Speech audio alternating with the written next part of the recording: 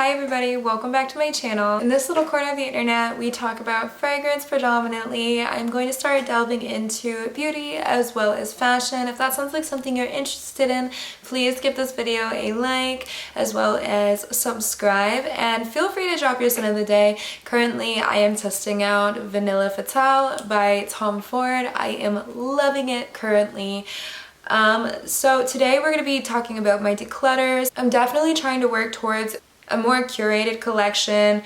I feel like I'm definitely over listening to everyone else's opinion. I really want my fragrance collection to reflect who I am as an individual and make me feel confident, because, you know, while it can be liberating to look at so many bottles, you really want to feel out what you enjoy as an individual.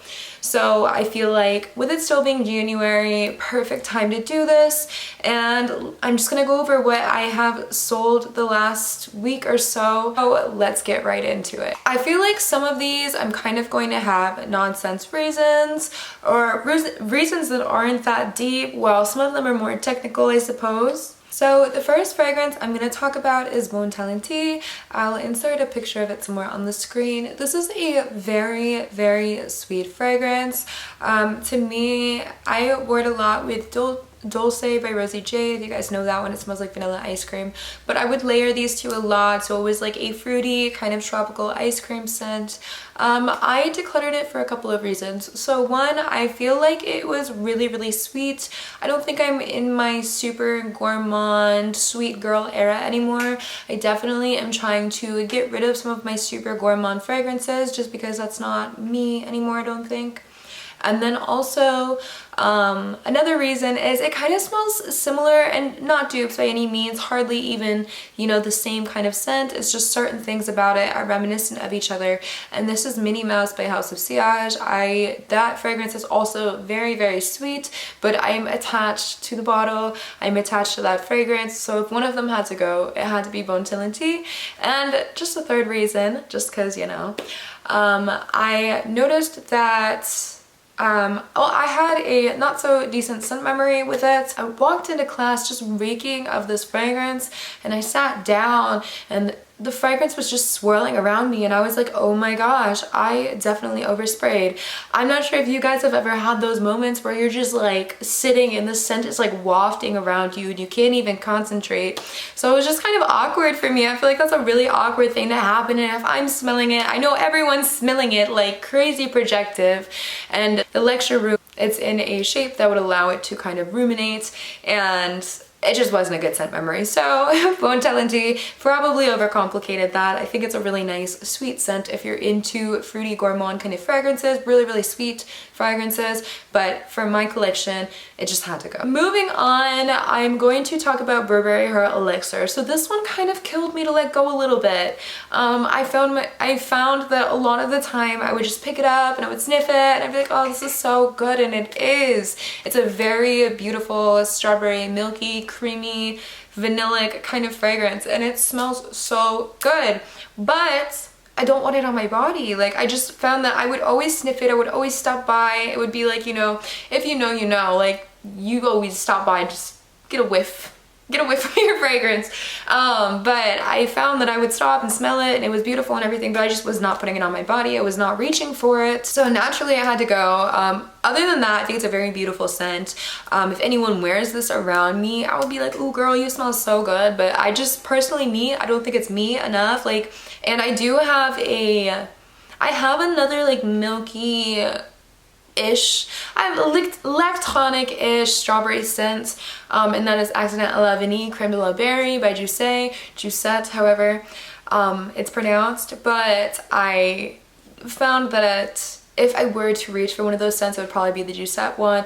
Not that they're similar, but I just don't feel the need for too many lactonic strawberry fragrances when strawberry milk isn't necessarily something I would want to smell like all the time, or like a strawberry cheesecake, that kind of thing. It's just not where I'm at right now, so I had to let it go. But I really do love this scent, and if you wear it around me, I'm going to compliment you because it smells absolutely amazing. So the next fragrance that I decluttered was Lira, and some of you guys are probably like, what's wrong with this girl? Lira is so good. Yes, it is really good, but I do have a lot of lemon gourmands or citrus gourmands, citrus gourmands, I suppose. I think Lira has an orange note, not lemon if I'm not mistaken. But I find that I have a lot of citrus gourmands in my collection, and I was testing last month. If you go back to my January fragrance tray, I had both Lira and Sana on my fragrance tray. Ultimately, Lira had to go just for a few reasons. So Lira has like a fluffy kind of vibe going on after the initial spray. I love the scent of the initial spray. I think it's so beautifully blended. You guys can see right here, I absolutely love Xerjoff. So I mean, I really do like Lira. I just found that the initial spray was giving everything, and then after that it just kind of falls flat for me. I feel like Lira is a shape shifter and you do have some complexity to look forward to, but ultimately it really came down to it being too soft for me. It didn't project the way I liked. It didn't last. It was more linear, and I know some people like complexity, and when their fragrance changes and does all that. And also I really like Lira because it's a really soft fragrance, but I found that it was almost too soft for my kind of vibe. I feel like I'm somewhere in the middle. Sometimes I want like a medium projecting fragrance, and that's much more of a softer fragrance. And I do have a citrus gourmand video coming out. I'm actually filming it after this one, so I will compare them more in depth. But just for my personal taste and needs, Asana surpassed Lira, and if you look at the notes, they're one-to-one the same. It's more of just a personal preference kind of thing.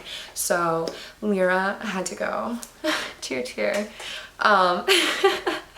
So next we're talking about Rifaaqat.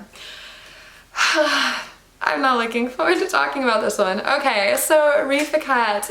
A lot of people are saying that this is a dupe for Babycat, and then it's a really good one, and so on and so forth. So I don't want to come off a certain type of way, but I don't think it's a good dupe. And here are my reasons why. So I felt like sometimes, and I was wearing Babycat and Rifaaqat side by side, one on each arm. And Rifaaqat, to me, sometimes it would go through periods where it was like almost spot on, and I was like, okay, that's kind of cool, like this is a good dupe. But it just kept changing, at least on my skin, and it kind of smelled like a damp cleaning rag or something at some points, like mixed with like a softer Babycat, and I just kept catching that musty nuance, and I'm trying so hard to be nice, but I seriously, like, it almost ruined Babycat for me, and I don't want to sound like, you know, any type of way. I know a lot of people really like this. This was my personal experience with this. Like, I'm really not trying to sound any kind of way, but I just really did not like it, and I was worried that it might ruin Babycat for me, and I had to declutter it immediately. I think I had it in my possession for maybe 48 hours before it was out the door, you know? Like, I just don't think it's a good dupe. If you guys have any other dupes that you would want me to look into, to let me know if I personally think it is worth your coin, I will gladly look into it. But me personally, if I were to purchase that and not know anything about the scent and be a consumer on that kind of side of things, I don't think I would be very happy. Like, I would be kind of mad, and I find that that happens a lot with a lot of TikTok fragrances. I find myself not getting mad because it's my fault, my decision at the end of the day, but just kind of let down, I guess would be a better way to put it. And I definitely was let down with the Rifaaqat. People were saying it was a spot-on dupe. I think there's similarities, but ultimately it kind of does smell a little musty. Take that as you will. They got a little too serious for my liking. Okay, moving on. So next we're gonna talk about Forbidden Sugar by Emir or Paris Corner. This one, I'm gonna be honest with you guys, I don't even think I gave it a fair shot. I didn't even look at the notes going into it. I saw a bunch of TikTokers basically saying, like, and I love TikTok for perfume information. It's fast, and I think that's where actually my perfume interest originated. But you know, I saw it was hyped and it was so good, like whatever. I don't even think I looked at the notes before purchasing. I was like, okay, I like the bottle, sounds promising. It's called Forbidden Sugar, like sugar, okay, let's get down with it. And it was so sharp to my nose, it honestly made my stomach retch a little bit. I felt a little sick having that fragrance in my possession. I tried it once, I washed it off, I tried it again, I washed it off. That fragrance in my body chemistry are just a no. And honestly, when I looked at the notes, I was kind of shocked. I did expect some kind of floral. I don't know. I honestly couldn't even tell you if there is florals in here or not. Let's look at the notes. Okay, so the notes in this fragrance are marshmallow, honey, cassis, coconut, and bergamot, caramel, pear, vanilla, jasmine, and peach, white musk, orange blossom, raspberry, and violet. So honestly, on me, on my skin chemistry, this came off as a really, really harsh citrus and crazy floral, and I did not get any of those marshmallow notes, those honey notes, and like the situation may be totally different on your skin, but on my skin it was so sour. It was like a sour floral and I was like, oh my gosh. And like, I don't know, me, my first impressions of fragrances usually aren't accurate. Like, if we're just being real, that's why you'll probably never see me do a first impressions, or if I do, I will take it down almost immediately because I'll try it again. I'll be like, oh girl, you were wrong. But no, I just really did not like it. So I tried it again the following day, I believe. Same situation, sour floral. And I am kind of sad I'm not getting a sweet, sugary, beautiful experience. I just could not see myself ever even reaching for that. And the bottle, like, it was cute, it was black. I kind of feel like I give off like a black aesthetic sometimes, but like, it just was not working for me. So there you go. I had to get rid of it.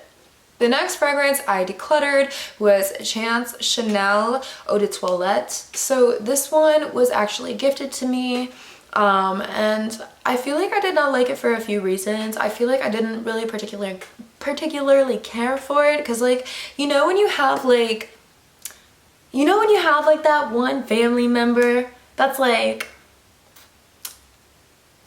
just there, but you don't really like, you don't really vibe with them well, and they might not even be related to you. They're just kind of there by marriage or by like relationship or attachment or whoever. So this was gifted to me by that person, and I am so grateful for, you know, gifts, and you know, the fact that the person was kind enough to think of me. That was amazing. Definitely actually gave me a little bit of a different perspective into this person. I was kind of like, okay, you got me a perfume. It was kind of interesting. It was from their personal collection, and I felt like that was kind of even more special because I could tell that it had been used a little bit.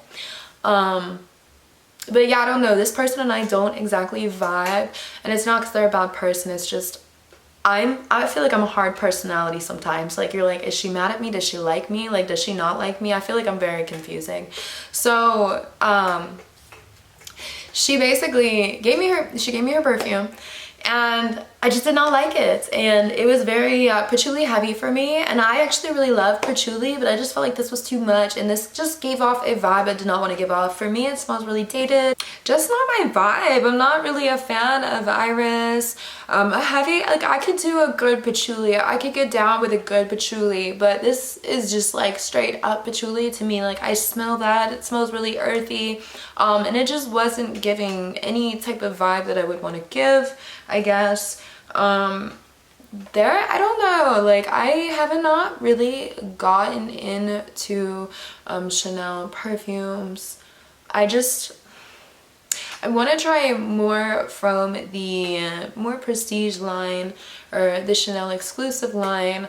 I really want to try Coromandel, but I don't know, me and Chanel perfumes are just not getting it. And I mean, it could be the association with that person as well. I feel like that also did play some role into it. I wish I was a little more mature. I'm getting there, I'm working on it every day, but guys, I feel like I'm keeping it too real. I feel like I'm gonna lose followers. I hope you guys can stick along for the ride.